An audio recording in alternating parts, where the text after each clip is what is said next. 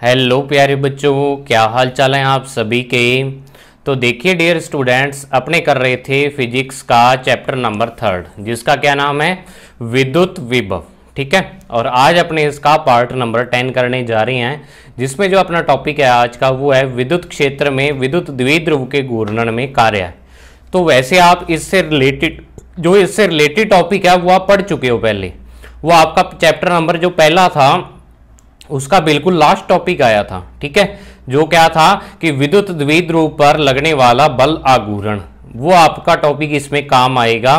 तो वो टॉपिक आप क्या करना है, इस टॉपिक को पढ़ने से पहले एक बार उसको देख लेना, फॉर्मूला देख लेना उसका क्या होता है, फिर ये टॉपिक पढ़ना आप स्टार्ट करना। ठीक है, तो चलिए स्टार्ट करते हैं अपनी आज की वीडियो। बहुत ही छोटा सा टॉपिक है, ये ज़्यादा बड़ा नहीं है। तो देखिए प्यारे बच्चों, आज का टॉपिक है अपना विद्युत क्षेत्र में विद्युत द्विध्रुव के घूर्णन में कार्य, या फिर work in rotation of electric dipole in electric field. ठीक है, तो अब देखो ये होता क्या है, कार्य है। तो आप पहले ये बात बताओ कि विद्युत द्विध्रुव को जब अपने एकसमान विद्युत क्षेत्र में रखते हैं तो उस पर क्या इफेक्ट पड़ता है। कि अगर अपने क्या कर दें, एकसमान विद्युत क्षेत्र के साथ कुछ कोण बना के रख दें, कि मान लो आपके पास पहले ये डायग्राम आप समझना मत, एक बार समझा दूंगा मैं। आप ऐसे मान लो भी ये ए डैश बी डैश यहाँ पे एक विद्युत द्विध्रुव रखा हुआ है। ठीक है, तो यहाँ पे इसके माइनस क्यू आवेश अपने रख दिया, और यहाँ पे अपने क्या रख दिया, प्लस क्यू आवेश रख दिया।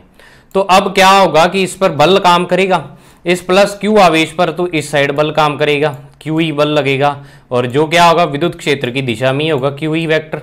ठीक है, और जो इस माइनस क्यू आवेश पे है वो विद्युत क्षेत्र की विपरीत दिशा में बल काम करेगा, क्योंकि ये माइनस क्यू ई वेक्टर इस पे क्या लगता है, बल काम करता है। तो ये ऊपर वाले बल के क्या होगा, विपरीत होगा। तो इस टाइप से एक बल इधर काम करता है और एक बल इधर काम करता है। तो ये वाले इसको क्या कर देंगे, ऐसे घुमाएंगे, बल घुमाएगा इसको। मतलब क्या होगा, आपका जो विद्युत द्विध्रुव होगा ये वाला बल इसको ऊपर लेके जाएगा, तो आपका विद्युत द्विध्रुव इस विद्युत क्षेत्र के ऐसे समांतर हो जाएगा। जो पहले आपने ऐसे कुछ कोण पर रखा था तो समांतर हो जाएगा, मतलब ऐसे रखा है तो वो घूम के ऐसे नीचे आ जाएगा। ठीक है, क्योंकि एक बल इसको इधर खींच रहा है और एक इधर खींच रहा है। तो ऐसे जब अपने खींचेंगे तो ये वाला जो क्या होगा आपका द्विध्रुव होगा वो क्या होगा, ऊपर वाली साइड इधर खींची जा रही है और नीचे वाली साइड इधर, तो वो ऐसे हो जाएगा। ठीक है, तो मतलब इस स्थिति को जो बिल्कुल विद्युत क्षेत्र की सीध में आ जाता है, ये वाला सीधा हो जाता है, ये वाली स्थिति, इसको अपने साम्य अवस्था बोल देते हैं। भी क्या करता है, विद्युत द्विध्रुव को जो दो बल लगते हैं वो इसको साम्य अवस्था में ले आते हैं। और ये दोनों बल मिलकर, देखो नेट बल तो आपको मैंने बताया था भी, एक बल इस पे इस साइड लग रहा है और एक बल इस साइड लग रहा है। तो अगर इन दोनों को जोड़ें क्यू ई और माइनस क्यू ई को, तो नेट बल तो जीरो लग रहा है। तो आप कहोगे भी सर बल तो जीरो है, लेकिन दोनों बल मिलकर बल आघूर्ण लगाते हैं इस पे, यानी कि इसको घुमाते हैं।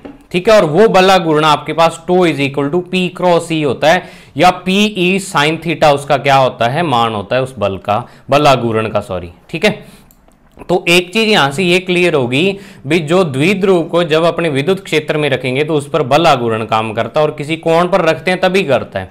क्योंकि आपको पता है कि अगर मान लो द्विध्रुव समांतर है विद्युत क्षेत्र के भी, आपका विद्युत क्षेत्र भी इस दिशा में है और द्विध्रुव भी, तो तब उस पर क्या होगा, P E sine zero. Sine zero का मान क्या होता है, जीरो, तो उस पर कोई बल आघूर्ण काम नहीं करेगा।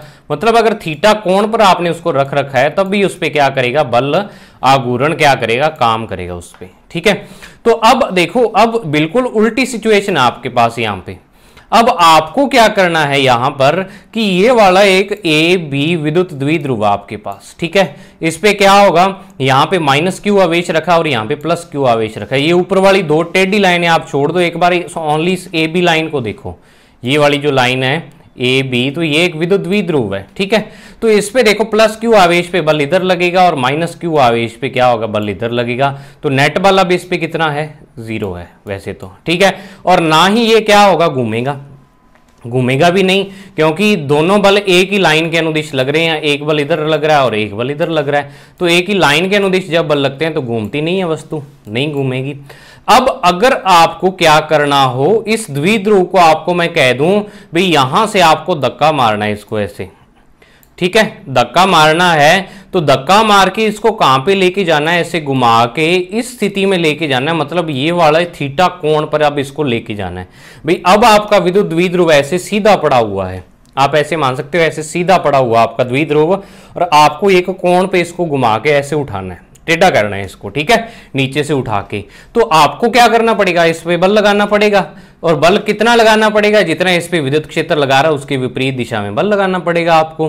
तो आपको क्या करना पड़ेगा, जब बल लगाओगे और ये वाला विद्युत द्विध्रुव विस्थापित होगा तो वास्तव में आप इस विद्युत द्विध्रुव पर कार्य कर रहे होगे, और वही कार्य आपको क्या करना है, ज्ञात करना है। तो मुझे लगता है इतनी एक्सप्लेनेशन से आपको समझ आ गया होगा भी अपने को करना क्या है यहाँ पे। वहां तो क्या था, पहले चैप्टर में तो द्विध्रुव टेढ़ा रखा हुआ था और उसे सीधा कर देता है बल, जो विद्युत क्षेत्र में बल लगता है। अब आपको बल लगा के इसको क्या करना है, दोबारा उसी पोजीशन में लाना है। तो उस पोजीशन में लाने में कितना आपको कार्य करना पड़ा, वो कार्य निकालना है आपको, ठीक है। तो अब वही चीज है यहाँ पे कि हम जानते हैं कि अब जो मैंने आपको अब 5 मिनट में थ्योरी बताई है, वो देखो यहाँ पे मैंने लिखी है कि हम जानते हैं कि यदि कोई विद्युत द्विध्रुव किसी विद्युत क्षेत्र में रखा हो तो उस पर बल युग्म कार्य करते हैं, यानी बलों का जोड़ा लगता है। जोड़ा कैसे, एक इधर लगता है और एक इधर, क्योंकि दो आवेश होते हैं तो दो ही बल काम करते हैं। तो वह है बल युग्म, इसे बल आघूर्ण प्रदान करता है, ठीक है। और बल आघूर्ण बल युग्म इसे बल आघूर्ण प्रदान करता है, और यह बल आघूर्ण घुमाकर इसे विद्युत क्षेत्र की दिशा में ले आता है, दिशा में ले आता है। अतः यदि हमें विद्युत द्विध्रुव को साम्य अवस्था से किसी कोण पर घुमाना हो तो कार्य करना पड़ेगा। मतलब ऐसे सीधा रखा हुआ है द्विध्रुव और आपको कह दें भी द्विध्रुव को ऐसे टेढ़ा करना है, मतलब थीटा कोण ऊपर उठाना है आपको, ठीक है। इसको उठा के कहां लेके जाना है, ऐसे ऊपर की तरफ लेके जाना है। तो अपने को कार्य करना पड़ेगा इसको उठाने में। तो अब देखो क्या है कि मान लेते हैं, अब मैथमेटिकल फॉर्मूला निकालना है, थ्योरी समझ ली, मैथमेटिक्स पे आ जाओ। माना चित्रानुसार ए बी एक विद्युत द्विध्रुव है, ये ए बी एक विद्युत द्विध्रुव है। जो विद्युत क्षेत्र यानी एक समान विद्युत क्षेत्र, वैसे इसको एक समान विद्युत क्षेत्र लिखना था, मैंने एक समान पहले लिखना भूल गया तभी ब्रैकेट में लिख दिया। एक समान विद्युत क्षेत्र में साम्य अवस्था में रखा गया, साम्य अवस्था मतलब ऐसे सीधा रखा गया है, ठीक है, विद्युत क्षेत्र की दिशा में। और वैसे हमें घुमाकर थीटा कोण बनाकर थीटा कोण पर ए डैश बी डैश स्थिति में लाना है। भी आपको अब क्या करना है, इसको घुमाना है, ऐसे इस द्विध्रुव को ऊपर उठाते लेके जाना है और यहां तक ले जाना है। भी आपका जो ये वाला प्लस क्यू आवेश है अब यहाँ बी डैश बिंदु पर आ जाए, और जो आपका माइनस क्यू आवेश है वो यहाँ ए डैश बिंदु पर आ जाए। घुमाना है इसको, इस स्थिति में लाना है। और ये वाला कोण कितना बना रहा है, साम्य अवस्था के साथ कोण कितना है, थीटा कोण बना रहा है ये वाला, ठीक है। तो अब देखो क्या करना होगा कि थीटा कोण ए डैश बी डैश स्थिति में लाना है। अतः इस द्विध्रुव के अल्प विस्थापन डी थीटा हेतु कार्य का मान ज्ञात करते हैं। कि अपने क्या करते हैं, पूरे थीटा के लिए, पूरा इसका थीटा के लिए नाम मान ज्ञात करके कार्य का एक बार एक छोटे कोण डी थीटा के लिए मान ज्ञात करते हैं। अब बच्चों को पता है यहाँ पे कंफ्यूजन हो जाता है, वो पता है क्या पूछते हैं, आपके मन में भी ये क्वेश्चन आ रहा होगा कईयों के, भी सर जब थीटा कोण पर उसको घुमाना ही है तो बल गुणा विस्थापन, थीटा लिख दो, कोणीय विस्थापन यहाँ पे है तो उसको डायरेक्ट गुणा कर दो, ये डी थीटा वाला चक्कर क्यों डालते हो, ठीक है। ये दिमाग में क्वेश्चन आता है बच्चों के। तो देखो बच्चों, डी थीटा वाले चक्कर इस कारण डालते हैं कि आपको एक चीज पता है, अगर मैं यहाँ पे टो का मान लिखूं, टो यानी बल आघूर्ण का मान लिखूं, तो वो होता है पी ई और साइन थीटा। ये होता है ना, अगर पहले चैप्टर में आपने पढ़ा हो तो ये वाला मान होता है, पहले चैप्टर में देखना आप, बिल्कुल लास्ट वाला ये होता है। अब देखो कि आपको पता है कि जैसे जैसे अपने थीटा का मान बदलेगा वैसे वैसे आपका टो का मान यहाँ पे क्या होगा, चेंज होगा, चेंज होगा। तो अब क्या है कि थीटा के साथ तो टो हमेशा चेंज हो रहा है। तो ये वाला फॉर्मूला आप तब लगा सकते हो अगर आप ऐसे कहो भी सर इसको कार्य करके लिए क्या निकालें, भी बल आघूर्ण और गुणा में क्या कर दे, विस्थापन कर दें, टो इंटू थीटा कर दें, तो टो थीटा क्या आ जाएगा आपके पास, कार्य आ जाएगा। भी कार्य होता क्या है, बल आघूर्ण के मान में कार्य क्या होता है, बल आघूर्ण के मान में होता है कार्य बराबर बल आघूर्ण गुणा कोणीय विस्थापन, तो ये कार्य होता है। तो सर आप सीधा गुणा कर दो, ऐसे ही सोचते हैं बच्चे। लेकिन बच्चों ये वाला सूत्र तब लगता है जब आपकी टो का मान इस पूरे थीटा के लिए समान हो। मतलब आप मान लो किसी वस्तु को, जैसे मैं आपको सीधा एक उदाहरण देता हूँ, भी 10 न्यूटन बल उस पर काम कर रहे हो, 10 न्यूटन का बल काम कर रहा है और उसको 5 मीटर आपने क्या कर दिया, विस्थापित कर दिया। तो आप यहाँ पे कार्य लिखोगे 10 गुणा 5 और आपका आंसर क्या आ जाएगा, 50 जूल आ जाएगा, आ जाएगा ना 50 जूल। तो सारे स्टूडेंट यही सोचते हैं कि भी हाँ बल गुणा विस्थापन कार्य हो जाता है। तो अब यहाँ पे डायरेक्ट गुणा किया आपने। डायरेक्ट गुणा इसलिए किया क्योंकि पूरी 5 मीटर की दूरी जितनी तय की है ना आपने, उसके हर एक बिंदु पर बल का मान कितना था, 10 न्यूटन ही था। चेंज नहीं हो रहा था बल का मान।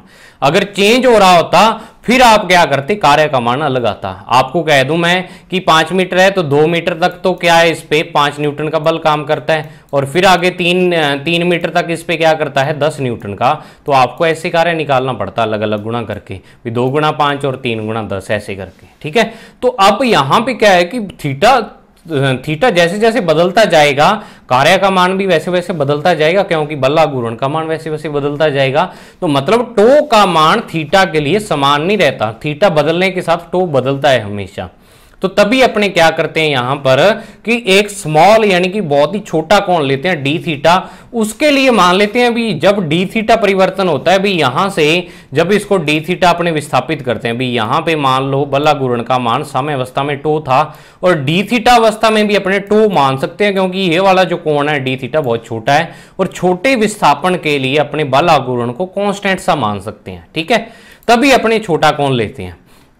तो अब अपने क्या करते हैं कि डी थीटा अल्प विस्थापन लेते हैं, उसके लिए कार्य का मान ज्ञात करते हैं। तो द्विध्रुव को डी थीटा घुमाने में किया गया कार्य डी डब्ल्यू बराबर बल घूर्ण गुणा कोणीय विस्थापन। अब कई बच्चे सोचेंगे कि सर कार्य का ये सूत्र कहां से आ गया। तो बच्चों ये पिछली बार 7वां चैप्टर था आपके फिजिक्स का, जिसका नाम था दृढ़ पिंड गतिकी, ठीक है, उसमें था ये वाला।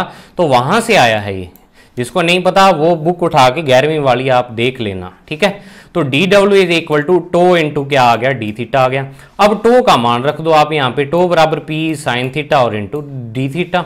तो अब देखो आपको क्या करना है कि पूरा थीटा कोण घुमाने में कार्य ज्ञात करना है। तो देखो स्टार्टिंग में बताओ भी ई वेक्टर और जो आपका ये वाला जो द्विध्रुव था उसके बीच कोण कितना था, 0 डिग्री था, क्योंकि समांतरी पड़े हुए थे। द्विध्रुव भी ऐसे ही पड़ा हुआ और आपका ई वेक्टर भी ऐसे ही है, तो क्या है 0 डिग्री कोण है। और बाद में कितना आ रहा है, थीटा कोण आ रहा है। तो अपने क्या करते हैं, इसका समाकलन कर देते हैं 0 डिग्री से लेके और थीटा तक, ठीक है। तो आप देखो समाकलन करेंगे जब इसका, तो क्या आएगा आपके पास P sine theta D theta. तो पी का मान कांस्टेंट है, ई का मान भी कांस्टेंट है। कैसे, P बराबर Q इंटू 2a, जो आपके द्विध्रुव है उसके एक आवेश का मान और बीच की दूरी। तो द्विध्रुव को जब आप घुमा रहे हो, ऐसे मान लो पहले ऐसे था अब ऐसे हो रहा है, तो बीच की दूरी भी वही रह रही है और आवेश का मान भी वही है, तो P कांस्टेंट। E यहाँ पे एक समान विद्युत क्षेत्र है, तो E का मान हर बिंदु पर कांस्टेंट। तो दोनों कांस्टेंट हैं, तो दोनों को क्या कर लेंगे, बाहर लिख लेंगे। तो P और E बाहर आ जाएंगे, और यहाँ पे क्या बचेगा, साइन थीटा और डी थीटा। तो साइन थीटा का जो समाकलन होता है वो माइनस कोस थीटा होता है। साइन थीटा का अवकलन सीधा कोस थीटा होता है, लेकिन समाकलन क्या होता है, माइनस कोस थीटा होता है। तो अब माइनस कोस थीटा आ जाएगा, और यहाँ पे लिमिट आ जाएगी 0 से लेके और थीटा तक। तो अब आप क्या करो, इस माइनस को बाहर ले लो, नहीं तो आप झंझट में पड़ जाओगे, भी माइनस माइनस प्लस हो गया और सब कुछ हो गया। वो एक बार आप क्या करो, इसको बाहर लिख लो और यहाँ पे लिखो कोस थीटा और यहाँ पे 0 से थीटा। तो आप लिमिट रखोगे तो पहले थीटा की जगह थीटा और फिर थीटा की जगह माइनस में 0। अब आप इस माइनस को अंदर भेज दो, क्या करो, अंदर भेज दो। तो जब अंदर भेजोगे तो ये कोस प्लस का हो जाएगा और ये वाला माइनस का। तो इसको मैं लिख रहा हूं कोस 0 माइनस कोस थीटा। ये कोस थीटा माइनस कोस 0 था, इसको कोस 0 माइनस कोस थीटा लिख दिया। तो W का मान आपके पास लास्ट में आ गया PE और 1 माइनस कोस थीटा। ये आपके पास आ गया कार्य का मान। और कब है ये कार्य? ये कार्य है जब आपने द्विध्रुव को 0 डिग्री से लेके और किसी थीटा कोण तक घुमाया है, ठीक है, तब है कार्य का मान। तो ये कार्य का एक सूत्र आ गया। अब देखो नेक्स्ट है विशेष स्थितियां, स्पेशल केस। तो स्पेशल केस में देखो कार्य है कि यदि अपने द्विध्रुव को θ1 से θ2 कोण तक घुमाएं। अब ये देखो ये स्थिति में क्या सिचुएशन आ रही है, देखो क्या हो रहा है स्थिति में कि मान लो ये वाला आपका विद्युत क्या है, आपके पास एक विद्युत क्षेत्र है ऐसे, ठीक है, ऐसे विद्युत क्षेत्र है, और उसमें आपने पहले तो द्विध्रुव को क्या रखा था, इस विद्युत क्षेत्र के समांतर ही रखा था। ऊपर वाली स्थिति में आपका द्विध्रुव ऐसे था, लेकिन अब उसकी प्रारंभिक स्थिति का जो कोण है वो ये वाला कोण कितना है आपके पास, θ1 है, और इसको घुमा के आप ऐसे लेके जा रहे हो भी। ये वाली कौन सी स्थिति है, प्रारंभिक स्थिति है, ठीक है भी, ये वाली स्थिति। और ये वाली स्थिति कौन सी है, अंतिम स्थिति है आपके पास, क्या है ये, अंतिम स्थिति है। तो अब इसका जो कोण है, ये वाला पूरा कोण घुमा के जब आप इसको लेके गए ये वाला कोण, तो ये वाला कोण कितना है, θ2 है। तो अब देखो 0 की जगह θ1 और दूसरे कोण की जगह θ2 आ जाएगा। तो ऊपर देखो ये वाले फॉर्मूले में 0 की जगह θ1 और दूसरे की जगह θ2, मतलब आपका द्विध्रुव पहले ही किसी कोण पर पड़ा और आपको कह दी भाई अब इसको और ज्यादा घुमाना है आपको, तो θ1 से θ2 कोण तक घुमाएं, तो 0 की जगह θ1 रखो और जो θ कोण था उसकी जगह θ2 रख दो। तो वास्तव में जो एक्चुअल में सही सूत्र आता है ना इसका, वो ये वाला सूत्र ही आता है। ठीक है, आपकी बुक में तो चलो दिया हुआ है भी, आपकी बुक में क्या दे दिया, 0 से θ दे दिया, तो लेकिन सही सूत्र ये है कि आपको इसमें किसी भी कोण पर कह दें, अगर 0 से लेके 30 डिग्री तक कह दें भी 0 से लेके उसको 30 डिग्री तक घुमाना है, तो θ1 का मान 0 और θ2 का मान क्या आ जाएगा, 30 आ जाएगा। अब आपको कह दें भी आपको क्या करना है, उसको 30 डिग्री से लेके और कितने 45 डिग्री तक घुमाना है, तो θ1 का मान 30 और θ2 का मान 45। तो इससे जिसी मर्जी कोण के लिए आप क्या कर सकते हो, इसकी वैल्यू निकाल सकते हो। भी आपको क्या करें, किसी भी कोण के लिए कह दें इसकी वैल्यू निकालनी, तो आप उसके लिए निकाल सकते हो। ठीक है, फिर उसके बाद आता है कि यदि θ1 का मान 0 और θ2 90 डिग्री हो, मतलब आपका द्विध्रुव पहले तो ऐसे पड़ा हुआ है, फिर आपको कौन सी स्थिति में लेके जाना है, ऐसे 90 डिग्री वाली स्थिति में लेके जाना है कि पहले कोण उसका 0 डिग्री था और अब जो लास्ट स्थिति है उसकी ये वाली आ रही है 90 डिग्री, यानी पूरा 90 डिग्री घुमाने में। तो θ1 का मान 0 और θ2 का मान यहाँ पे रखो 90 डिग्री, तो cos 0 क्या होता है 1 और cos 90 होता है 0, तो आपके पास आ जाएगा W = PE। आप यहाँ पे ये देखो P छोटा होता है, यहाँ पे मेरे से बड़ा लिखा जाता है धक्के से, लेकिन एक्चुअल में जो द्विध्रुव घूर्णन वाला P होता है वो क्या होता है, छोटा होता है, छोटा P होता है। ठीक है, स्मॉल। अब नेक्स्ट थर्ड कंडीशन है। थर्ड कंडीशन में आपको क्या करना है कि θ1 = 0 और θ2 180 डिग्री, मतलब आपका द्विध्रुव पहले ऐसे पड़ा था। ठीक है, ऐसे पड़ा था, यहाँ पे प्लस Q आवेश था, यहाँ पे माइनस Q आवेश था। आपने इसको घुमाया और घुमा के इसको पूरा उल्टा कर दिया। अब आपका जो द्विध्रुव है ना, अब ऐसे हो गया भाई, ये वाला जो माइनस आवेश है वो यहाँ पे आ गया और प्लस आवेश आपका इधर आ गया, पूरा घुमा दिया उसको। कितना घुमाया, 180 डिग्री। तो देखो जब 90 डिग्री घुमाया था तो आपको यहाँ तक लेके गए थे द्विध्रुव को, अब 90 डिग्री और घुमाना है, तो यहाँ तक जाने में कार्य PE था और आगे भी कितना होगा, PE होगा, तो मतलब टोटल कार्य 2PE आ जाएगा। ठीक है भाई, देखो 90 डिग्री तक PE करना पड़ रहा है तो 180 तक 2PE करना पड़ेगा। तो वही चीज़ ये है कि यहाँ पे आपको क्या करना पड़ेगा कि θ1 = 0 और θ2 क्या हो, 180 डिग्री हो, तो PE cos 0 माइनस cos 180, और cos 180 का मान -1 होता है, और एक माइनस बाहर पड़ा और एक -1 ये आ गया, तो माइनस माइनस क्या हो गया प्लस, तो क्या हो गया 2PE आपके पास क्या आ गया, मान आ जाएगा। तो ये था बच्चों आपका आज का टॉपिक, जिसका नाम था कि किसी विद्युत क्षेत्र में द्विध्रुव को घुमाने में किया गया कार्य क्या होता है, PE1 - cos θ। अगर आपका द्विध्रुव पहले समांतर विद्युत क्षेत्र के और आपने उसको θ कोण पर घुमा दिया है, तो इस सूत्र को याद रखना, क्योंकि इससे जस्ट नेक्स्ट जो टॉपिक है वो इसी सूत्र पर बेस्ड है, उसमें ये वाला सूत्र आपका काम आएगा। तो इस सूत्र को आप जरूर याद रखना, उसमें काम आएगा। तो आपको, मुझे उम्मीद है ये वाला टॉपिक समझ में आ गया होगा। अपनी तरफ से पूरा मैं कोशिश कर रहा हूँ कि आपको समझ में आई, एक एक चीज़ मैं आपको क्लियर करूँ, बताऊँ यहाँ पे। तो ये वाला जो फॉर्मूले हैं, ये फॉर्मूले आपको पता क्या है। अब एक चीज़ और समझ लो आप कि कंपटीशन वाली जो तैयारी करवाते हैं ना, वो कैसे करवाते हैं तैयारी, वो पता क्या करते हैं, वो आपको डायरेक्ट फॉर्मूले याद करवाएंगे और क्वेश्चन करवाएंगे बस। तो आपको अगर थ्योरी पता होगी भी ऐसे करके ऐसे घुमाना है, तो तब आपको जो मर्जी एंगल दे दें आप उस एंगल के लिए फॉर्मूला निकाल सकते हो। तो आप पहले क्या करो बच्चों, मेरी तो यही सलाह होती है कि जो भी बच्चे कंपटीशन की तैयारी करना चाहते हैं वो 11th 12th को अच्छे तरीके से जरूर करें, क्योंकि बेटा ये बेस है आपका, इस बेस के अलावा आप कंपटीशन में नहीं सक्सेसफुल हो सकते उतना। ठीक है, तो इसको जरूर करें। अब देखो, जैसे मान लो मैं आपको अब बताऊं कि नीट का पेपर था, पीछे नीट का पेपर था ना, तो उस पेपर में फिजिक्स के जितने क्वेश्चन आते हैं, पता नहीं 40 आते हैं या ऐसे, मुझे पूरा ध्यान नहीं है, तो लगभग क्वेश्चन मेरे को आ रहे थे। लेकिन मैंने नीट की कोई बुक नहीं पढ़ी है। ऑटोमेटिक क्यों आ रहे थे, क्योंकि मैंने 11वीं 12वीं की बुक्स पढ़ी हैं। तो अगर आप 11वीं 12वीं अच्छे तरीके से कर लेते हो ना, तो नीट का पेपर जो मान लो नीट बायो वाले स्टूडेंट्स हैं, नीट के पेपर के आपका 80% हिस्सा कवर हो जाता है। इसी तरह IIT वालों का भी कवर हो जाता है। IIT में थोड़े से और एडवांस क्वेश्चन आ जाते हैं, उनको थोड़ी सी एक्स्ट्रा बुक ज़्यादा पढ़ने की ज़रूरत होती है। तो आप 11वीं 12वीं अपनी अच्छी तरीके से तैयार करो। 12वीं क्लास तो मैं आपको पूरे जितनी हो सकता है उतने बढ़िया तरीके से करवाने की ट्राई कर रहा हूँ। न्यूमेरिकल आप वैसे करो, जो पेपर में न्यूमेरिकल, नीट का पेपर उठा के देखना आप न्यूमेरिकल कैसे आए हैं, उसमें बिल्कुल आसान न्यूमेरिकल हैं, कंसेप्ट बेस्ड हैं। बस जैसे आपकी इस बुक के लास्ट में दिए होते हैं ना, वैसे ही न्यूमेरिकल हैं, कोई चेंज नहीं है न्यूमेरिकल्स में। तो इनको आप अच्छे तरीके से कर देते हो तो आपको ज़रूरत ही नहीं है कुछ और पढ़ने की। तो तभी आपको मैंने कहा था कि जो ये आपके राजस्थान बोर्ड वाली बुक है ना, ये 30 रुपये, सॉरी 30 के आप मान लो 100 रुपये की आती है, तो 1000 रुपये वाली बुक को ये पीछे छोड़ती है। तो इसको अच्छे तरीके से करते रहो, नोट्स को करते रहो, बुक भी साथ साथ आप पढ़ते चलो और सारे क्वेश्चंस। तो मिलते हैं नेक्स्ट वीडियो में, तब तक के लिए thank you, have a nice day dear student.